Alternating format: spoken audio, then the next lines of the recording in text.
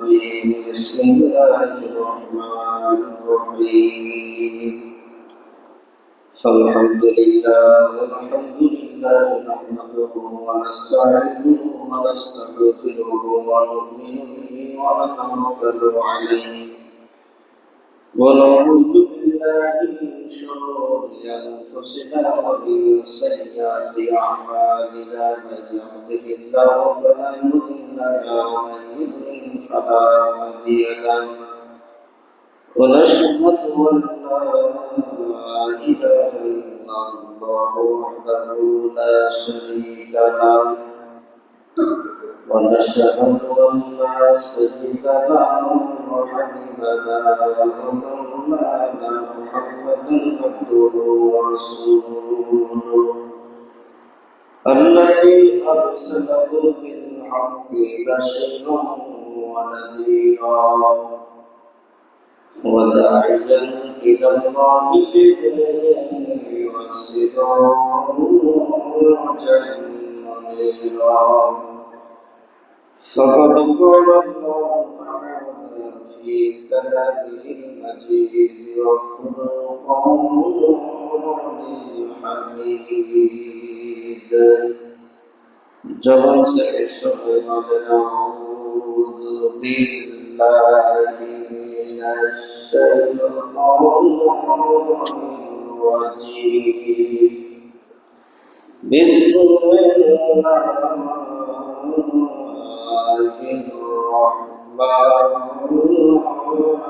الرحيم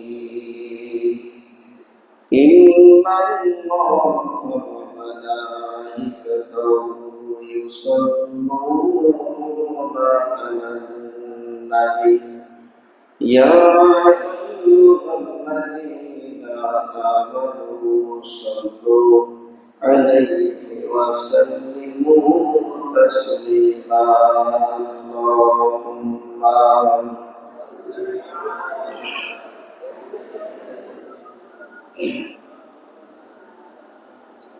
وعلى آل سيدنا তুমি যে আল্লাহর প্রিয় নাই যে তোমার তুলনা তোমারই মতো আকাশ ভুবন করে নাই কোনো পয়গম্বর আল্লাহুম্মা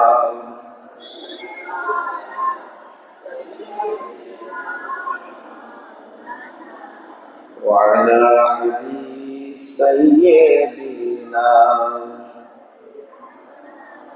بلغ العلا بكماله كشف الدجى بجماله حسنت جميع خصاله صلوا عليه وعليه আলহামদুলিল্লাহ। সে মহান মুনিবের আলিশান দরবারে লাখ কোটি শুকরিয়া আদায় করি যে মহান মালিক আমাদেরকে দুনিয়ার সমস্ত ব্যস্ততাকে উপেক্ষা করে পবিত্র রমজানুল মুবারক মাসে তৃতীয় জুম্মার দিনে মসজিদে আসার সুযোগ করে দিলেন।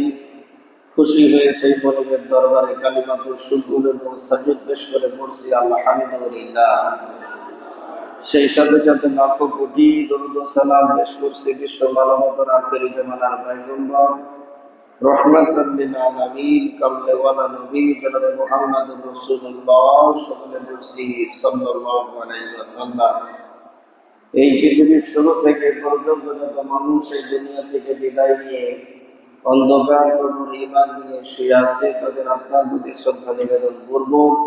আল্লাহ রাব্বুল ইজ্জত ওয়াল জালাল সকলকে মাফ করে দিয়ে জান্নাতুল ফেরদাউসের মেহমান হিসাবে কবুল করে নিক, বলেন আমিন।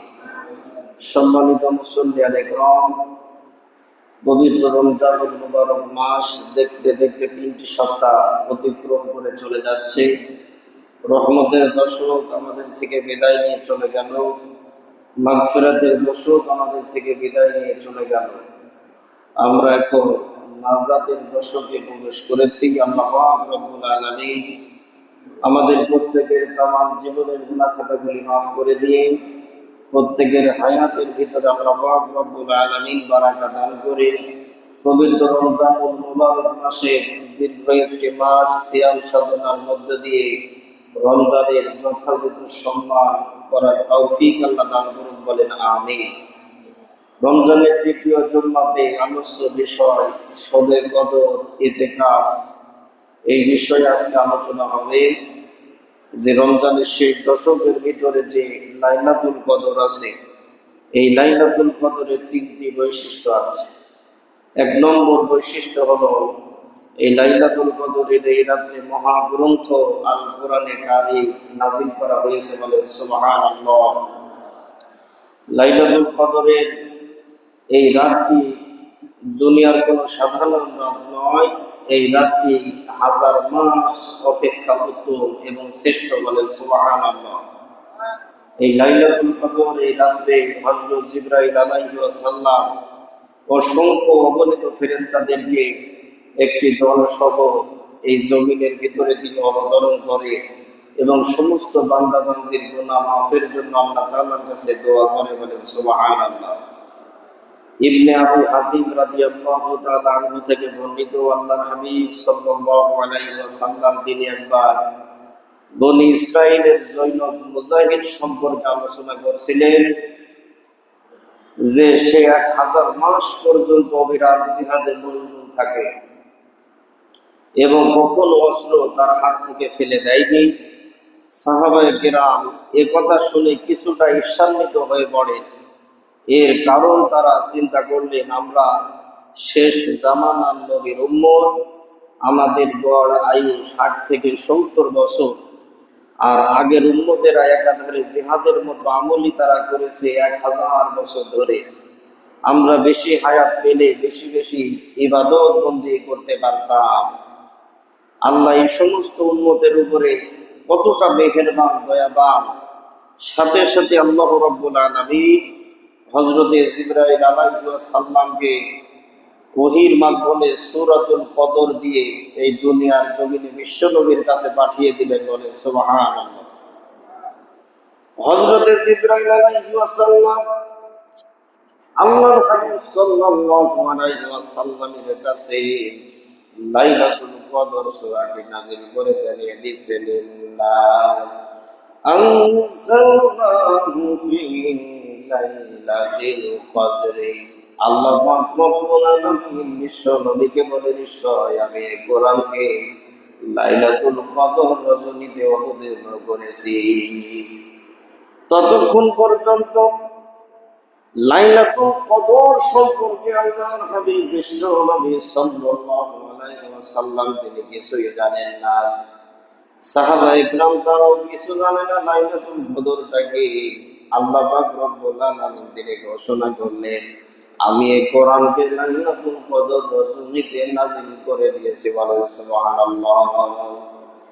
আল কোরআন সম্পর্কে হাদিস শরীফের ভিতরে আসছে, আল্লাহ রাসূল সাল্লাল্লাহু আলাইহি ওয়াসাল্লাম তিনি বলেন, আল কোরআনু হাব্বু ইলাল্লাহি মিনাস সামাওয়াতি ওয়াল আরদি ওয়া মান ফিহিন্না। আসমান আর জমিনের ভিতরে যা কিছু আছে এই সব কিছুর চাইতে আল্লাহ রাব্বুল আলামিন যেই কোরআনে কারীম নাযিল করেছে, এই কোরআনটা আল্লাহ রাব্বুল আলামিনের কাছে অধিক প্রিয় এবং শ্রেষ্ঠ, বলেন সুবহানাল্লাহ। আর আল্লাহ তার প্রিয় কালামকে যেই রাতে নাযিল করেছে সেই রাতটা কত ফজিলতের। নজুলে কোরআনের সঙ্গে যাদের সম্পর্ক হয়ে যাবে, ওই রাত ওই বছরের সমস্ত রাতের উপরে শ্রেষ্ঠত্ব অর্জন করেছে। এর দ্বারা বোঝা যায় যে কোরআনের সঙ্গে যাদের সম্পর্ক যত বেশি হবে তাদের সম্মান আর মর্যাদাও তত বেশি হয়ে যাবে। কিয়ামতের ময়দানে হাফেজে কোরআনদেরকে বলা হবে, ও হাফেজে কোরআন, তোমরা পবিত্র কোরআনে কানুন থেকে তোমরা তেলাওয়াত করো। আল্লাহর হাবিব সাল্লাল্লাহু আলাইহি ওয়াসাল্লাম তিনি বলেন, হাফেজে কোরআনদেরকে উদ্দেশ্য করে বলেন, কোরআন তাকি ওয়ারাতিল কামা কুনতা তুরাতিলু ফিদ দুনিয়া ফাইন্না মুসিলাকা ইনদা আখিরি আয়াতিন তাকরাউহা। ও হাফেজে কোরআনেরা, তোমরা পবিত্র কোরআনে কারীম আজকে তেলাওয়াত করতে থাকো আর তোমরা চলতে থাকো তার দিনের সাথে তোমরা বড়, যেমন তার দিনের সাথে দুনিয়ার ভিতরে কোরআনে কারীম তেলাওয়াত করতে।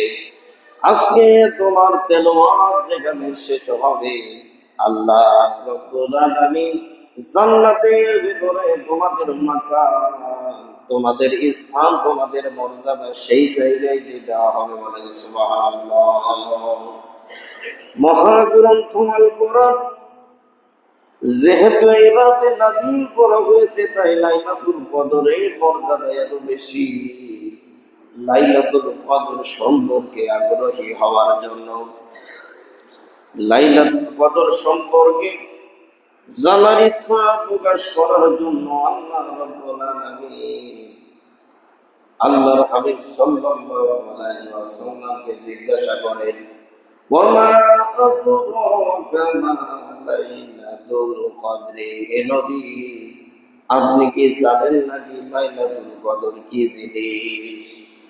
রাসূলুল্লাহ সাল্লাল্লাহু আলাইহি ওয়াসাল্লাম তখনও তিনি লাইলাতুল কদরের সাথে পরিচিত নন। তারপর তাকে জিজ্ঞাসা করার অর্থ হলো অধিক আগ্রহ সৃষ্টি করা। তাই আল্লাহ তাআলা কয়েকটি ফজিলত তিনি বর্ণনা করেছেন। আল্লাহ তারপরে আয়াত নাযিল করে বলছেন, লাইলাতুল কদরি খায়রুম মিন আলফি শাহরি, লাইলাতুল কদর যেটা হাজার মাস থেকে উত্তম করে দেওয়া হয়েছে। বলেন সুবহানাল্লাহ। এই হাজার মাস একাধারে ইবাদতের মধ্যে কাটালে যে সওয়াব, এক রাতের ইবাদত তার চেয়ে বেশি সওয়াব আল্লাহ পাক তাদের আমলনামার ভিতরে দিয়ে দেবে। আর বেশি পরিমাণ যে কত পরিমাণ সওয়াব দেওয়া হবে সেটা আল্লাহ পাক রব্বুল আলামিন ছাড়া তো আর কেউ পৃথিবীর মানুষ জানে না। লাইলাতুল কদর রজনী যদি কোনো মানুষের ভাগ্যে জুটে যায়, লাইলাতুল কদর রজনীতে এক সেকেন্ড যদি কোনো মানুষ ইবাদত করে, এক সেকেন্ড ইবাদত করলে পরে আল্লাহ রাব্বুল আলামিন 23 ঘন্টা একাধারে ইবাদত করার সওয়াব তাদের আমলনামায় দিয়ে দেওয়া হবে। লাইলাতুল কদরের একটা মিনিট যদি কোনো মানুষ ইবাদত করে, লাইলাতুল কদরের একটা মিনিট কোনো মানুষ ইবাদত করলে একাধারে 58 দিন ইবাদত করার সওয়াব তাদের আমলনামাতে আল্লাহ পাক তিনি দিয়ে দেবে।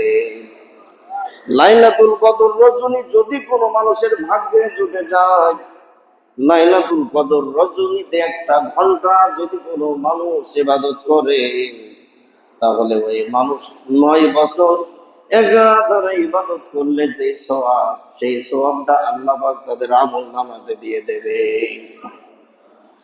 লাইলাতুল কদর এমন একটা গুরুত্বপূর্ণ ফজিলতপূর্ণ রাত, যদি কোনো মানুষ লাইলাতুল কদরের একটা রাত জেগে ইবাদত করে, তাহলে একাধারে 83 বছর ইবাদত করলে যেই সওয়াব, সেই সওয়াবটা আল্লাহ পাক তাদের আমলনামাতে লিখে দেবে। বলেন সুবহানাল্লাহ।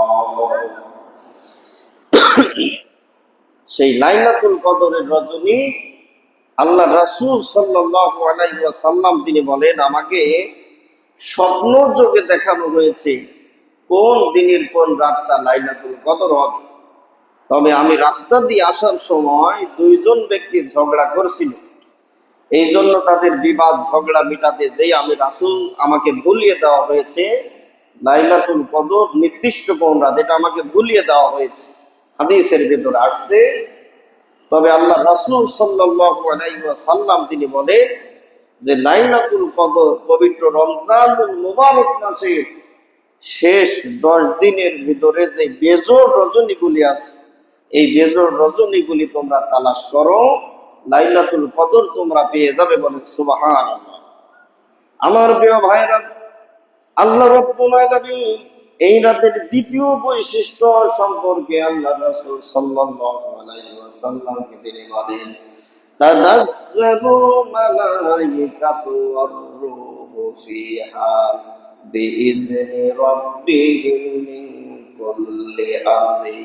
এই রাতে প্রত্যেকটি গুরুত্বপূর্ণ বিষয় নিয়ে ফেরেশতাগণ ও জিবরাইল আলাইহিস সালাম তাদের পালনকর্তার নির্দেশ ক্রমে দুনিয়ার জমিনে অবতীর্ণ হয়। এতে প্রত্যেক মানুষের বয়স, প্রত্যেকটা মানুষ তার মৃত্যু কখন হবে, প্রত্যেকটা মানুষের রিজিক তো কিভাবে হবে, আসমান থেকে বৃষ্টি কখন বর্ষণ হবে, এই সমস্ত বিষয়গুলি নিয়ে হযরতে জিবরাইল আলাইহিস সালাম ফেরেশতাদেরকে এই নির্দেশ দিয়ে থাকে, তোমরা সব লিপিবদ্ধ করতে থাকো। বলেন সুবহানাল্লাহ। সূরাতুল কদরের শেষ আয়াতে কারিমার ভিতরে আল্লাহ রাব্বুল আলামিন এই লাইলাতুল কদরের তৃতীয় ফজিলত সম্পর্কে তিনি বলেন, সালামুন হিয়া হাত্তা মাতলাইল ফাজরি। এই রাতটা শুধু শান্তি আর শান্তি, এই সুবহে সাদিক পর্যন্ত এই রাতটা শান্তি বহাল থাকে। যে এই রজনীটা আল্লাহ পাক রব্বুল আলামিন এত বরকতপূর্ণ রজনী করেছে, সারা রাত্রের ভিতরে বান্দা রাত্রি জাগরণ করে যা কিছু ইবাদত বন্দি করবে, আল্লাহ সুবহানাহু ওয়া তাআলা এর বদলা, এর সওয়াব অধিক গুণে আল্লাহ সুবহানাহু ওয়া তাআলা তিনি বৃদ্ধি করে দেবেন। লাইলাতুল কদরে আমরা কি দোয়া পড়বো এ সম্পর্কে আল্লাহর হাবিব সাল্লাল্লাহু আলাইহি ওয়াসাল্লাম তিনি বলেন যে, তোমরা রমজানের শেষ দশকে বেজর রাতে লাইলাতুল কদরগুলি তোমরা তালাশ করো। আর আম্মা জান আয়েশা সিদ্দিকা রাদিয়াল্লাহু তাআলা আনহা তিনি বলেন, ইয়া রাসূলুল্লাহ, ইয়া হাবিবাল্লাহ, আমরা যদি লাইলাতুল কদর রজনীটা পেয়ে যাই তাহলে আমরা এই রাত্রে কি করব? আল্লাহর রাসূল সাল্লাল্লাহু আলাইহি ওয়াসাল্লাম তিনি বলেন, ও আয়েশা, বেশি বেশি করে আল্লাহ তাআলার কাছে দোয়া করা, আল্লাহুম্মা ইন্নাকা আফুউন তুহিব্বুল আফওয়া ফাআফু আন্নী। এই দোয়াটি আল্লাহ রাসূল তিনি শিখাইয়া দিচ্ছে। এই দোয়ার অর্থটি হলো, হে আল্লাহ, তুমি পরম ক্ষমাশীল, তুমি তো মানুষদেরকে ক্ষমা করতে ভালোবাসো, আল্লাহ তুমি আমাদেরকে তুমি ক্ষমা করে দাও। আল্লাহ এত ক্ষমাশীল, আল্লাহ তাআলা আসমানের নিচে জমিনের উপরে যতগুলি বান্দা বান্দিরা আছে, দুনিয়াতে জীবন জিন্দেগি চালাতে যে যত অপরাধ যত গুনাহ হয়ে থাকে, এই সমস্ত বান্দা বান্দিগুলি যদি তাওবা করে ইস্তেগফার করে আল্লাহ তাআলার কাছে ফিরে আসে যে, মালিক, জীবনে যত অপরাধ হয়েছে গুনাহ হয়েছে, আজকে থেকে খালেস নিয়তে তওবা করলাম, আর জীবনে কোনো গুনাহ করব না, এরকম ভাবে যদি তওবা করে ফিরে আসে, আল্লাহ সুবহানাহু ওয়া তাআলা তার উপরে বেশি খুশি হয়ে যে তার জীবনের গুনাহগুলি আল্লাহ মাফ করে দেয়। বলেন সুবহানাল্লাহ। রমজানের শেষ দশক যখন উপস্থিত হয়ে যায়, আল্লাহ রাসূল সাল্লাল্লাহু আলাইহি ওয়াসাল্লাম তিনার লুঙ্গিটা শক্ত করে বেঁধে নিতেন।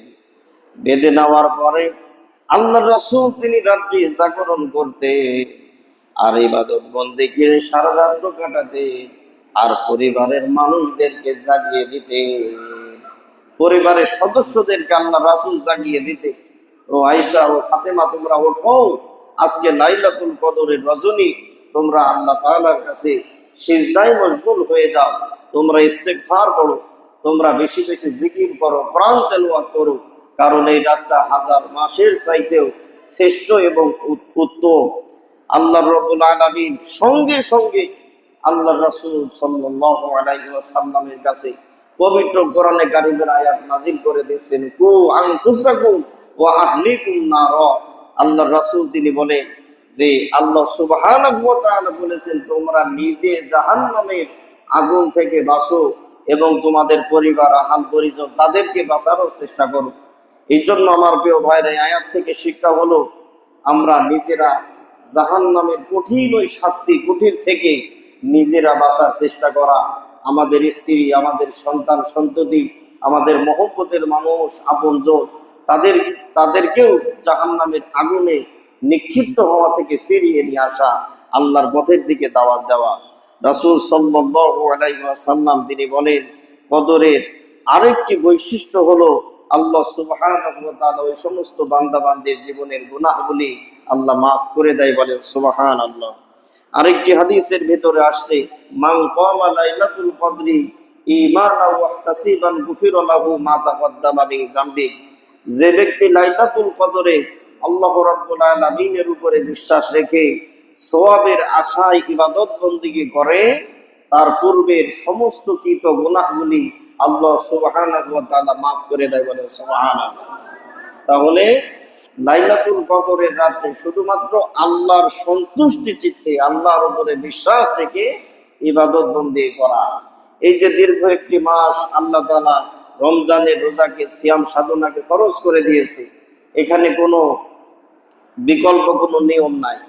আল্লাহ সুবহানাহু ওয়া তাআলার বিধান, মুসলমানেরা পবিত্র রমজানুল মুবারক মাস, একটা মাস, 12 মাসের ভিতরে অল্প কিছু দিন, এই দিনগুলি তোমরা আমার হুকুমকে মান্য করো, সিয়াম সাধনা তোমরা পুরা করো। তবে আল্লাহ সুবহানাহু ওয়া তাআলা তিনি বলেন, যে সমস্ত ব্যক্তিরা রোগে আক্রান্ত, এমন কিছু রোগ শরীরে ঢুকে গেছে যে সমস্ত মানুষের রোজায় থাকা কষ্ট, এই সমস্ত মানুষেরা যদি পরবর্তীতে কোনো সময় সুস্থ হয়, তাহলে এই রোজার সংখ্যাগুলি তারা যেন পুরা করে দেয়। এই জন্য আমার প্রিয় ভাইরা, এই রমজানুল মুবারক মাসের শেষ প্রান্তে, একেবারে শেষ দশকে আমরা উপস্থিত হয়ে গেছি। এই শেষ দশকের ভিতরে আরেকটি আমল আছে, ইতিকাফ। এই ইতিকাফ এটা 3 প্রকার। একটা হচ্ছে ওয়াজিব ইতিকাফ। ওয়াজিব ইতিকাফ কোনগুলা? যদি কোনো মানুষ আল্লাহ রাব্বুল আলামিনের কাছে মান্নত করে যে আল্লাহ তাআলা আমার জীবনের এই এই কাজগুলা যদি সাধন হয়ে যায়, এই কাজগুলা যদি আমার জীবনে সফল হতে পারি, তাহলে আমি ওয়াজিব ইতিকাফ করব। এই ওয়াজিব ইতিকাফের শর্ত হলো আপনাকে রোজায় থাকা লাগবে এবং ইতিকাফও করতে হবে, আমার প্রিয় ভাইরা। আর 2 নম্বর হচ্ছে সুন্নতে মুআক্কাদায়ে কিফায়া। সুন্নতে মুআক্কাদায়ে কিফায়া, এই ইতিকাফ কয়দিন? রমজানের শেষ 10 দিন, 21 রমজান সূর্য ডোবার আগ থেকে শাওয়ালের চাঁদ দেখা পর্যন্ত, এই 10 দিন আপনার সুন্নতে মুআক্কাদায়ে কিফায়া এই ইতিকাফ করা। এটা হচ্ছে আল্লাহ সুবহানাহু ওয়া তাআলা বিশ্ব নবীর মাধ্যমে জানিয়ে দিয়েছেন যে এই ইতিকাফ করতে হলে পুরুষদেরকে মসজিদে অবস্থান করা লাগবে, তাদের রোজায় থাকা লাগবে। আর মা বোনেরা ইতিকাফ করলে তারা নিজ ঘরে ইতিকাফ তারা করতে পারে। তবে আমার প্রিয় ভাইরা, এর যে ফজিলত আছে, ইতিকাফ আমরা ইচ্ছা করে কেউ করতে চাই না। কেন? আমাদের মসজিদে 10 দিন জেলখানায় বন্দী থাকা মতো থাকা লাগবে। ব্যবসা বাণিজ্য, চাকরি বাকরি, ক্ষেত খামার, পরিবার, এগুলো দেখাশোনা কি করবে? এরকম নানান হাড্ডি বাড্ডি চিন্তায় মানুষ কিন্তু ইতিকাফে আসতে চায় না। তবে ইতিকাফের ফজিলত হলো যে আমাদের যাদের উপরে হজ করা ফরজ হয়ে গিয়েছে, এই হজ করতে হলে কমপক্ষে 3 থেকে 4 লাখ বা 4.5 লাখ এইরকম খরচ হবে। আল্লাহ সুবহানাহু ওয়া তাআলা একটা ইতিকাফকারী লাইলাতুল কদর রাত মাস্ট বি সে পাবে, এবং 5 ওয়াক্ত নামাজ জামাতের সাথে হবে, এবং সিয়াম সাধনা সে করতে পারছে। আর এই 10 দিন কারোর সাথে কথা বলবে না। তাহলে কথা যদি না বলে, তাহলে তার জবান দিয়ে মিথ্যা কথা হবে না, চুগলখড়ি হবে না, গীবত হবে না। শুধু জবানের ভিতরে জিকির, কোরআন তেলাওয়াত, তাসবিহ, ইস্তেগফার, দরুদ শরীফ আর নামাজে যেগুলি মাসনুন দোয়াগুলো আছে, এইসব আমলের মধ্যে থাকবে। এর বিনিময়ে আল্লাহ সুবহানাহু ওয়া তাআলা 2টি হজের সওয়াব তার আমলনামায় দেবে, বলেন সুবহানাল্লাহ। এবং 2টি উমরা করার সওয়াবও সে পেয়ে যাবে। তাহলে 2টি উমরা এবং 2টি হজ করার সওয়াব আল্লাহ তাআলা ইতিকাফকারীর আমলনামায় দিয়ে দেবে, বলেন সুবহানাল্লাহ। আমার প্রিয় ভাইরা, এই জন্য ইতিকাফের নিয়ত করে ইতিকাফে থাকা। এই মহল্লার মানুষ গত 10 বছর থেকে দেখছি অনেক মানুষ আসে না ইতিকাফের জন্য, এতগুলা হয়। শুধু স্বপন চাচা, তিনি গত বছরও ছিল, মাশাআল্লাহ। এই বছরও নিয়ত করেছে আল্লাহ পাক রব্বুল আলামিন তার এই বান্দাকে কবুল করে নিক, বলেন আমিন। এবং আল্লাহ সুবহানাহু ওয়া তাআলা এমন কিছু মানুষের অন্তরের ভিতরে, ইবাদতের ভিতরে মনোযোগ যেন তৈরি করে দেয়, যেন আজকে বা কালকের ভিতরে যেন মসজিদে চাটিবাটি গুছিয়ে চলে আসে, 10 দিন যেন ইতিকাফ করতে পারে। আপনারা সকলে বলেন, ইতিকাফের জন্য আল্লাহ মহল্লার ভিতরে কিছু মানুষ যেন বাছাই করে এই মসজিদে ইতিকাফের জন্য পাঠিয়ে দেয়, বলেন আলহামদুলিল্লাহ। আলহামদুলিল্লাহ জোরে বলেন। হ্যাঁ। আর 3 নম্বর হচ্ছে মুস্তাহাব বা নফল ইতিকাফ। এটার জন্য রোজা শর্ত নয়। আপনি মসজিদে 20 মিনিট আগে এসেছেন, আপনার মনের ভেতরে নিয়ত, আল্লাহ আমি মসজিদে যতক্ষণ থাকবো ততক্ষণ ইতিকাফের নিয়ত নিয়ে আমি বসে গেলাম, ওই পরিমাণ যতক্ষণ আপনি মসজিদে থাকবেন ততক্ষণ ইতিকাফের সওয়াব আপনার আমলনামায় চলতেই থাকবে। আল্লাহ কবুল করুক, বলেন আমিন। আমার প্রিয় ভাইরা, কত মানুষ দুনিয়া থেকে বিদায় নিয়ে চলে গেল, কত মানুষের লাশ দেখতে আমরা গেলাম, কত মানুষের লাশ দেখতে যাওয়ার পরে অন্তরের ভিতরে একটা ভয় তৈরি হয়ে গেল, আহারে আমার প্রতিবেশী অমুক মানুষটা মারা গেল, আজকে থেকে আমার নামাজি হওয়া দরকার, আজকে থেকে আমার কোরআন পড়া দরকার।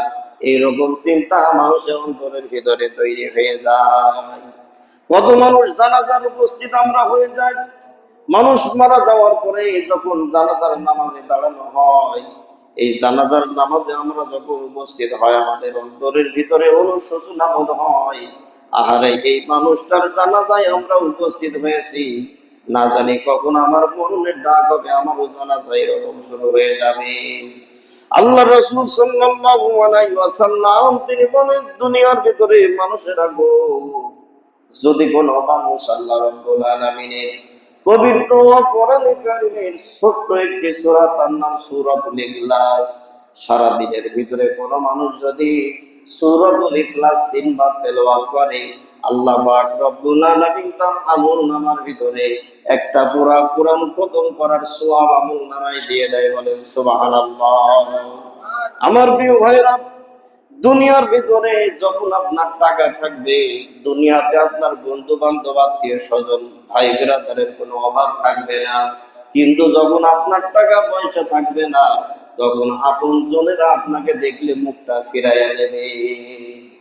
কিন্তু আপনি আমি যখন মারা যাব, কবরের ভিতরে টাকা পয়সা দিয়ে কোনো হিসাব হবে না। একটা মুমিন বান্দা যখন মারা যাবে, তাকে যখন কবরের ভিতরে রাখা হবে, আল্লাহ রাসূল সাল্লাল্লাহু আলাইহি ওয়াসাল্লাম তিনি বলেন, দুনিয়ার ভিতরে এই মানুষটা কোরআন পাঠ করার কারণে, কোরআন তেলাওয়াত করার কারণে, কোরআনকে মহব্বত করার কারণে এই কোরআনটা মৃত মানুষের মাথার কাছে অবস্থান করবে, বলে সুবহানাল্লাহ। ফেরেশতারা যখন মাথার কাছে আসবে, আসার পরে বলবে, ইয়া আব্দুল্লাকুম বিসমিল্লাহ, হে কবরবাসী তুমি আল্লাহর হুকুমে জিন্দা হয়ে যাও। আমি ফেরেশতা তোমাকে একটু প্রশ্ন করব, তুমি ওঠো। মাথার কাছে থাকবে কোরআন, কোরআন এর নিরাপত্তা দেওয়ার জন্য বলবে, ও ফেরেশতা, দুনিয়ার ভিতরে এই ব্যক্তি কোরআন তেলাওয়াত করতো, কোরআন মহব্বত করতো, কোরআনকে ভালোবাসতো, কোরআন আলা মানুষদেরকে ভালোবাসে, তাদের সহবতে থাকতো, এই জন্য আমি কোরআন তার মাথার কাছে অবস্থান করছি। ও ফেরেশতা, তোমার যা প্রশ্ন করার আমি কোরআন তুমি আমাকে করো। এই ব্যক্তি এখন আরামের ঘুমের ভিতরে আছেন, ঘুম থেকে ডিস্টার্ব করা যাবে না। তাহলে কোরআন পড়ার দরকার আছে না নাই? কোরআন মহব্বত করার দরকার আছে না নাই? কোরআনের হাফেজ যারা, আলেম যারা, তাদের মহব্বত করার দরকার আছে না নাই? আমার প্রিয় ভাইরা, কোরআনটা কবরের ভিতরে আমার আপনার জন্য সুপারিশ করবে। যে সমস্ত মানুষেরা লোক দেখানোর জন্য নামাজ পড়ে, এতে তো ক্ষতিগ্রস্ত হবে, আল্লাহ তাদের শাস্তি অবধারিত করবে। আজ যারা আল্লাহর খুশির জন্য 5 ওয়াক্ত নামাজে আসে, নামাজ আদায় করে, নামাজ থাকবে মৃত মানুষের ডান সাইডে। কোন সাইডে থাকবে? ডান পাশে থাকবে। মানুষ তাকিয়ে দেখবে কবরের ভিতরে দাঁড়িয়ে তো শুধু মাটি, কিন্তু ডান সাইডে তার একটা আমলনামা থাকবে, তার নাম হচ্ছে নামাজ। এই ডান সাইড থেকে ফেরেশতা বলবে, ইয়া আব্দুল্লাকুম বিসমিল্লাহ, হে কবরবাসী আল্লাহর হুকুমে জিন্দা হও, তোমার সাথে আমার অনেক হিসাব নিকাশের ব্যাপার আছে, আমি এখন প্রশ্ন করব, তুমি উত্তর দিয়ে দিবা। ডান সাইডে নামাজ নিরাপত্তা দেওয়ার জন্য বলবে, হে ফেরেশতা, এই ব্যক্তি দুনিয়ার ভিতরে আল্লাহর খুশির জন্য আল্লাহর হুকুম পালন করেছে, 5 ওয়াক্ত নামাজ পড়েছে, তাহাজ্জুদ নামাজ পড়েছে, রমজানে দাঁড়িয়ে দাঁড়িয়ে কষ্ট করে কিয়ামুল লাইল নামাজ আদায় করেছে, তাহাজ্জুদ পড়েছে, নফল নামাজ পড়েছে, কত নামাজ সে পড়েছে, আজকে আমি ঢাল হয়ে দাঁড়িয়ে গেলাম, তোমার যা প্রশ্ন করার আমি নামাজ তুমি আমাকে করো। এই ব্যক্তি আরামের ঘুম ঘুমোচ্ছি, ঘুম থেকে ডিস্টার্ব করা যাবে না। ফেরেশতা যাবে বাম সাইডে, বাম সাইডে যাওয়ার পরে বলবে, ইয়া আব্দুল্লাকুম বিসমিল্লাহ, হে কবরবাসী আল্লাহর হুকুমে জিন্দা হও। বাম সাইডে থাকবে রোজা, বলেন সুবহানাল্লাহ। আপনার জীবনের দীর্ঘ একটা মাস সিয়াম সাধনা করেছেন, আপনি শাওয়াল মাসের 6টা নফল রোজা রেখেছেন, এরকম আপনার আশুরা রোজা রেখেছেন, মুহররমের রোজা রেখেছেন, যত নফল রোজাগুলি আছে সমস্ত রোজাগুলি আপনার বাম সাইডে থাকবে আর নিরাপত্তা দেবে। বলবে, ফেরেশতা তোমার যা প্রশ্ন করার আমি সিয়াম, আমি রোজা, এই ব্যক্তির সারা জীবনের রোজাগুলি একত্রিত হয়ে আজকে ঢাল হয়ে দাঁড়িয়ে গেলাম, তোমার যা প্রশ্ন করার আমি রোজাকে করো। এই ব্যক্তি আরামের ঘুমের ভিতরে আছে, ঘুম থেকে ডিস্টার্ব করা যাবে না। বলেন সুবহানাল্লাহ। পায়ের কাছে থাকবে দান সদকা। জীবনে পকেটে কত টাকা পয়সা নিয়ে ঘুরে বেড়ালাম, মানুষদেরকে দান করলাম না। আপনারা মসজিদ, মাদ্রাসা, এতিম, মিসকিন, অসহায়, দরিদ্র, বিধবা, দুনিয়ার উন্নয়নমূলক কাজে, ভালো ভালো কাজে আল্লাহ সন্তুষ্টি জিতে যত দান সদকা গুলি করেছেন, এই সমস্ত দান সদকা থাকবে মৃত মানুষের পায়ের কাছে। বলেন সুবহানাল্লাহ। ওই দান সদকা গুলি ঢাল হয়ে দাঁড়াবে, বলবে ও ফেরেশতা, আজকে তোমার যা প্রশ্ন করার তুমি আমাকে প্রশ্ন করো। এই ব্যক্তি জীবনের উপার্জিত কষ্টের সম্পদ গুলি আল্লাহর খুশির জন্য যত মানুষের মাঝে বিলিয়ে দিয়েছে, আর সমস্ত দান সদকা গুলি আমরা তার পায়ের কাছে পাহারা দিচ্ছি। তোমার যা প্রশ্ন করার ফেরেশতা আমার কাছে করো।